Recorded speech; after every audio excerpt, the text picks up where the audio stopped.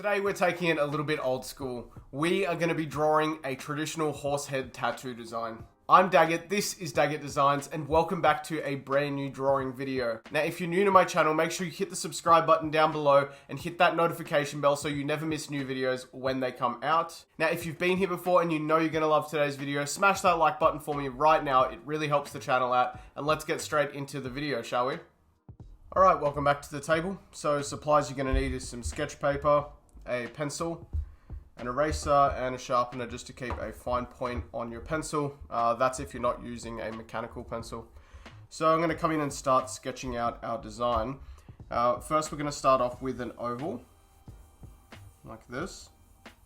Could just be a fairly rough sort of oval. I like to sort of do multiple rounds until I'm happy with the shape. And I'm going to drop in sort of like a center line that wraps around the front like this. There's really not going to be much visible on the left side of the face here, so we're only leaving a very small space. And I'm going to cut across the front and through the middle like this, just to give us a rough spot for where our eye is going to sit, and that's going to be sort of towards the front in this sort of spot. So you can just drop in a little circle for your eye. Now just below the eye and on a slight angle, I'm going to do another oval. Maybe like that sort of size. Doesn't have to be perfect at this stage. That's going to be our cheek area. And from here, we're going to come down from our center line. So not from this outer line, but from our center line. And we're going to come forward and curve down like this. And the length of that, you're just going to need to play around with for a little bit there. So I'm going to come forward and down.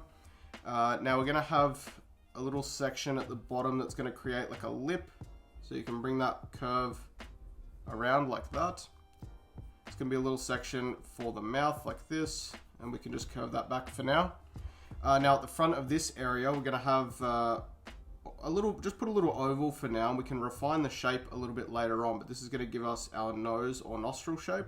And you're going to want to put a little bump on the other side to give you the other nostril, which is, you know, slightly visible on the other side of the page there. Now from here, we're going to pop in our ear shape. So coming back towards the back of the eye and the back of the head here. And I'm just going to pop in this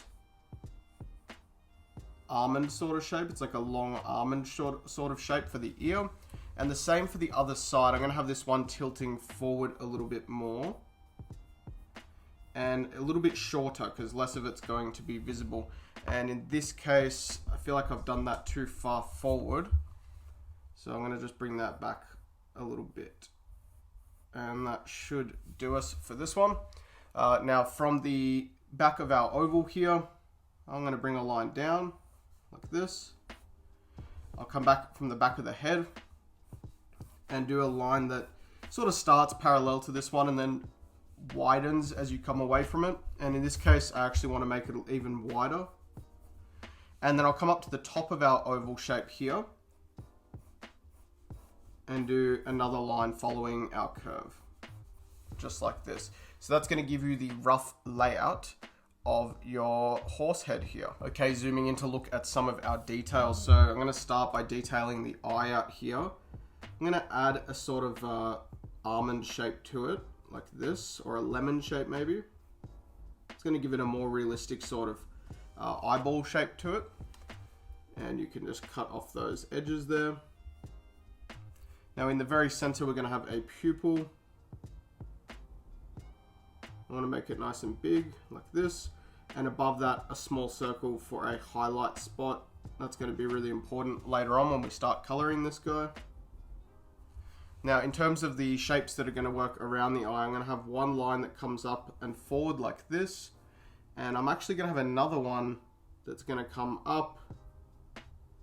And I might just trail that one off and down the face a little bit like that. For the underside of the eye, we're actually going to have that continue off into the veins that are usually present on a horse face there. So just following the undershape of the eye first.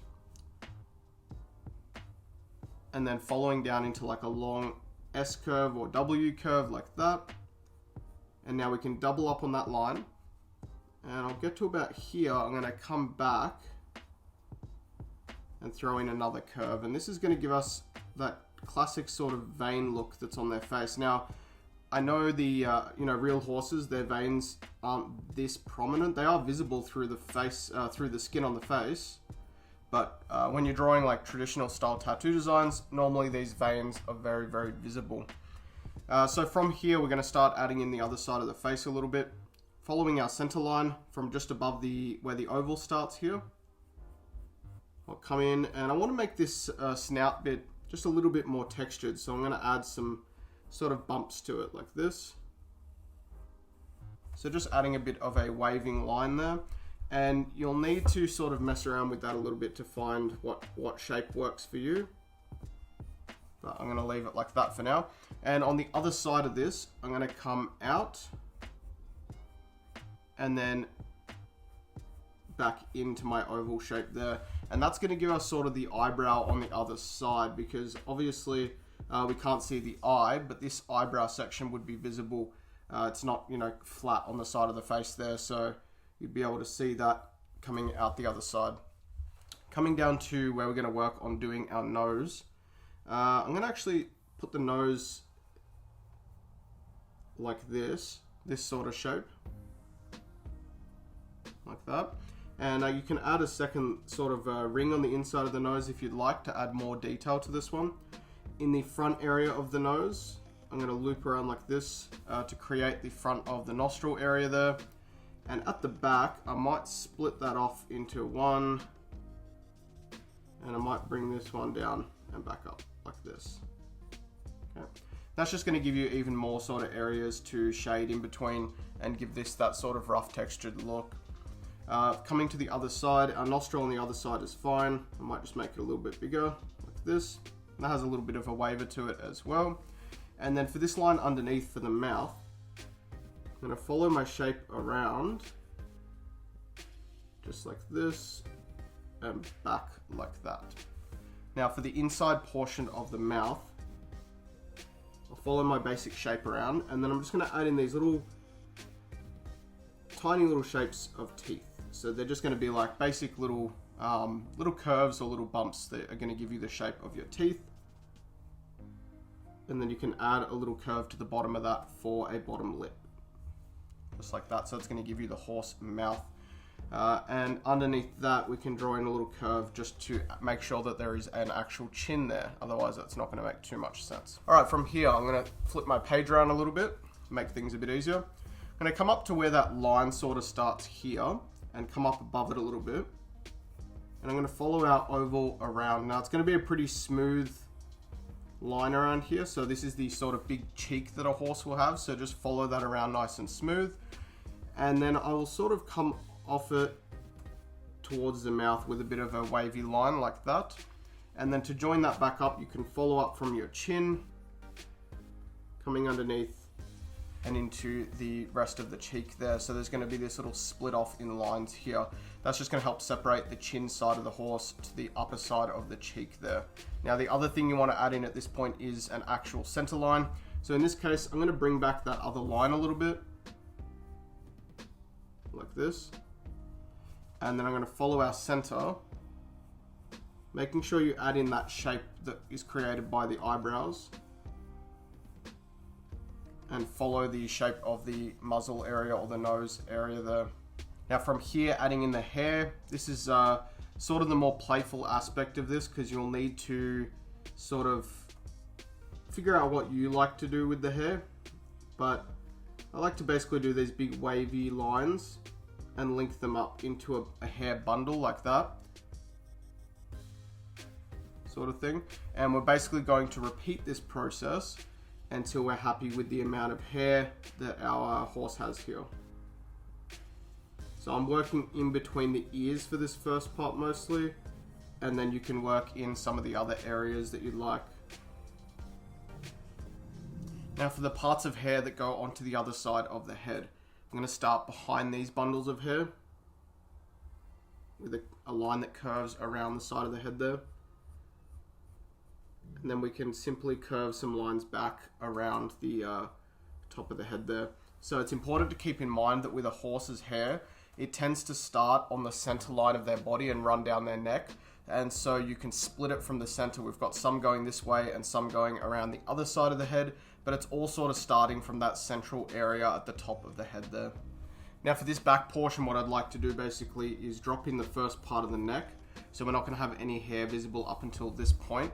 And you can start by adding in these little curves of hair that basically wrap around the other side of the head there. That's why they're not visible on this side, and that's why we're seeing that part of the neck.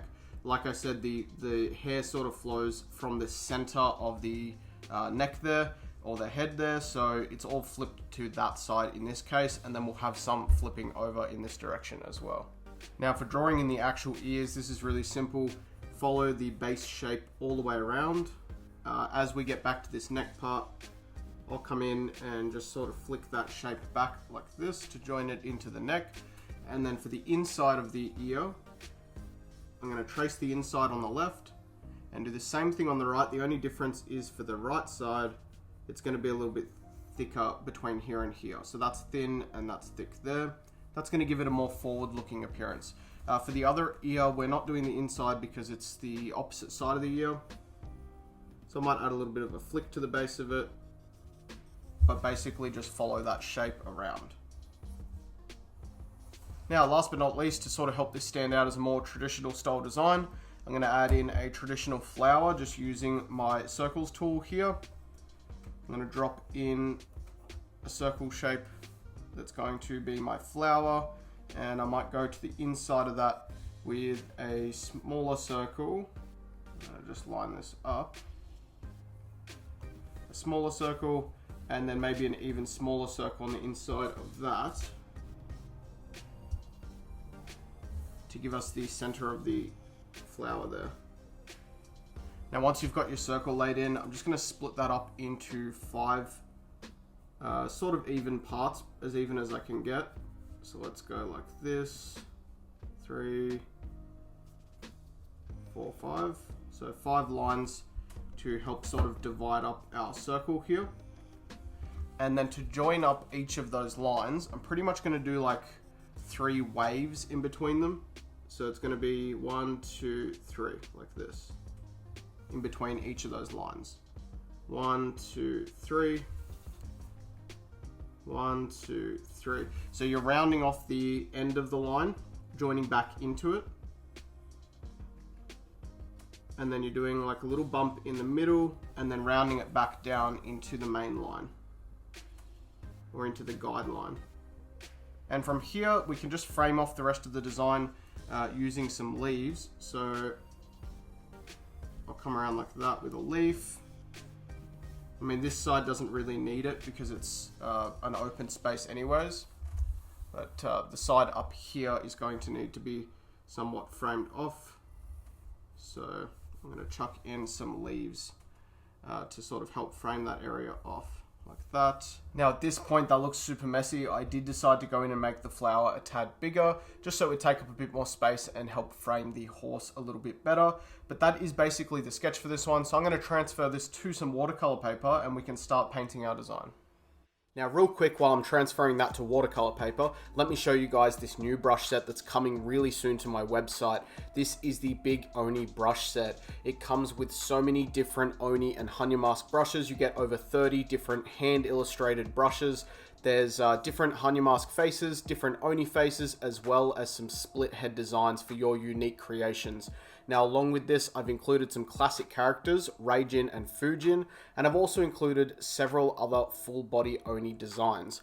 Now, this is coming really soon to my website. If you'd like to stay up to date and know exactly when this comes out so that you can pick it up, there is a link in the description. You can sign up to my mailing list, and if you haven't already, you get a free Hannya mask drawing guide when you sign up to my mailing list. So there'll be a link down in the description. Like I said, hit that link, sign up, and you'll get exclusive offers and updates on any upcoming products that are on my website. Now, as you can see here, I've also included some background and floral elements that are easy to superimpose into your artwork. This way you can create full and finished tattoo designs that are easily turned into stencils or artwork of your own. Now, this brush set is coming really soon and is exclusively available at daggettdesigns.com.au. Alright, now I've transferred my design over to watercolor paper. This is cold press watercolor paper and I'm using Liquitex acrylic inks to paint this one. You can use whatever surface you're comfortable with, and you could use Copic markers or pencils or something like that if you don't have these supplies. We're going to start off with black shading, and I'm going to be painting this guy in what I consider to be a more traditional style approach to painting a traditional style horse like this. So it's going to be very sort of minimalistic black shading throughout the face, and then we're going to get into some more detail and color when we do the flower, but most of the face is going to be fairly minimal and mostly black work shading. So I'm going to start just underneath this crease, the vein here, just in this bottom section, and I'm going to start filling that in with a little bit of black. And I can take a blending brush with a little bit of water and just gently feather out that edge and bring that shading around. Just following the shape of our cheek muscle there with our grey. Now coming down into this area here, I'm going to add some more black in behind the vein. I'm not going to fill this entire section in black. You want there to be a fair bit of open space. This is called skin breaks. When this is tattooed, it's going to have a fair bit of open skin, and that's going to give it not only that traditional aesthetic, but it's also going to give the tattoo room to breathe and really stand out. Coming around the front section of the nose here, again leaving a little bit of negative space on the front of that lip. This also helps separate your line work from the black shading, which again is not necessary all the time, and it doesn't lend itself to certain aesthetic. But for this style of traditional tattoo, it certainly works very well, and they tend to be designed to look in that way. So bringing the black shading up the nose a little bit, and I might come up just a little bit more. Like that, just paying attention to those skin breaks. I'll take my blending brush and I'll feather out the end bit there. And I'll start to sort of blend that up a little bit, like this. And then I really want to sort of blend that end part off into a light grey. Now I'm going to flip my page around and come in just underneath the eye. Now I want to leave a little bit of a gap between this black and the eye, so just leaving that little negative space in there. And then as we get towards the front area,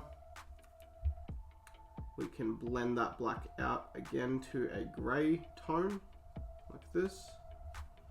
And I might even apply a little bit of black into this little dip here, like that. And then I can just work on feathering and blending that little bit of black out as well. Now I'll also run some black from the back of the eyebrow area here, like this. And I'll bring, pretty much solid black until about the eyebrow section there. Have that area be nice and dark. And then I'll blend that forward and down to the front area of the eye there. Now coming to the opposite side of the face a little bit, I'll add some black to our central line there. And you can go relatively heavy here because it's going to be a fairly dark shade on that side of the face. Like this. And then you can take your blending brush and just slowly and gently feather out that bit of black there so that it's not so harsh and solid. Now doing something a little less traditional here, but in the eye itself, I'm going to put a little bit of black at the top, just at the very top like that.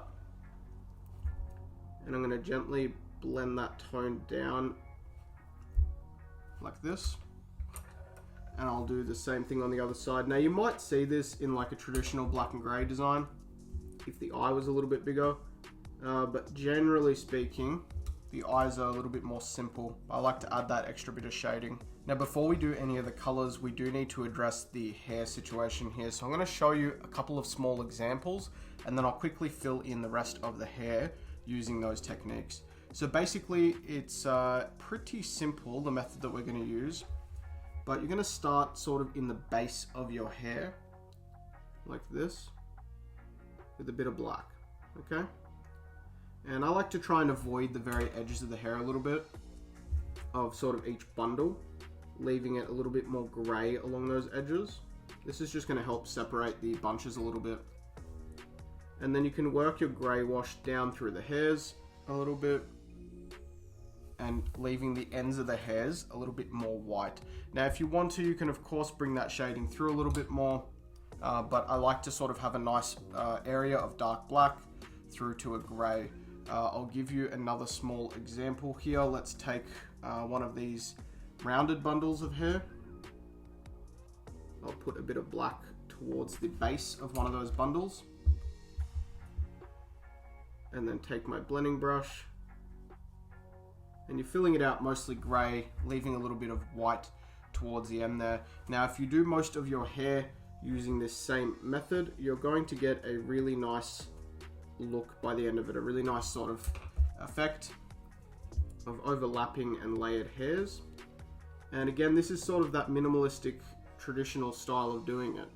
Obviously there'd be ways to make hair look super realistic, but in this case we've got these lined bundles of hair, so you're going to go in between all of the bundles of hair, add that base bit of shadow, and that's going to help create layered hairs.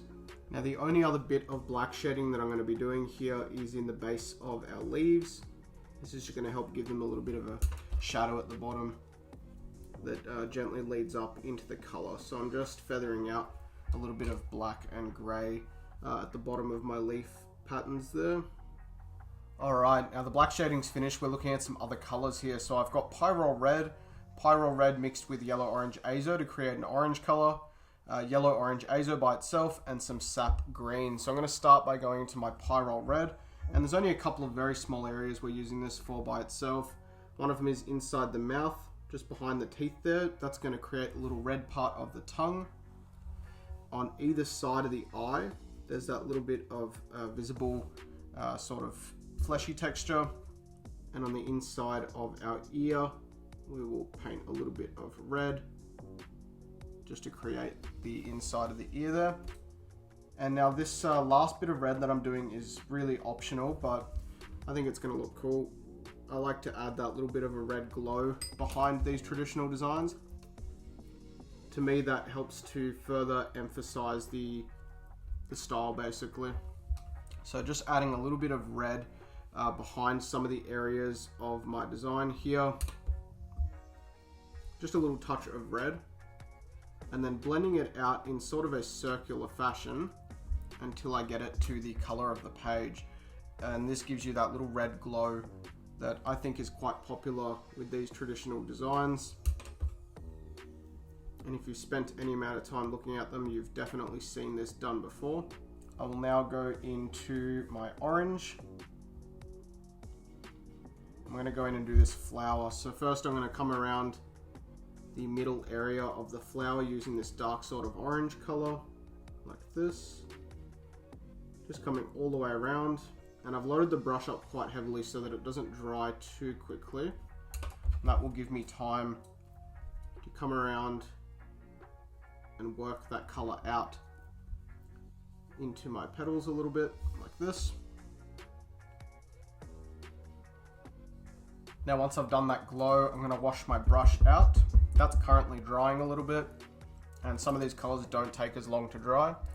And then I'm going to go into my Yellow Orange Azo, and I'm going to paint straight over the top of that orange glow there, like this. This will really help to blend those two colors together. And then I'll paint to the outside of the flower here. And I'm just going to do solid yellow on this one. Last but not least, we're doing the Sap Green that's in the leaves. So I've just washed my brush out, and I'll go straight into some Sap Green, painting over the top of my black shading. And then as I get to about halfway up the leaf, I can start to feather out that green and blend it up to either light green or white towards the end of the leaf there. Now as you can see, with that little bit of black shading that we did, and then solid green up to blended green, creates a really nice gradient up from a dark green to a mid green to a nice light green. And that looks really sweet. Now that is basically it for this design, guys. I really hope you enjoyed drawing this one. I hope you painted along to it, and I hope that you get some nice results. That having been said, I'll see you guys in the next video. Bye-bye for now. If you like the content that I make and you'd like to support the channel, make sure you smash that like button. And hey, while you're at it, check out one of these other great videos.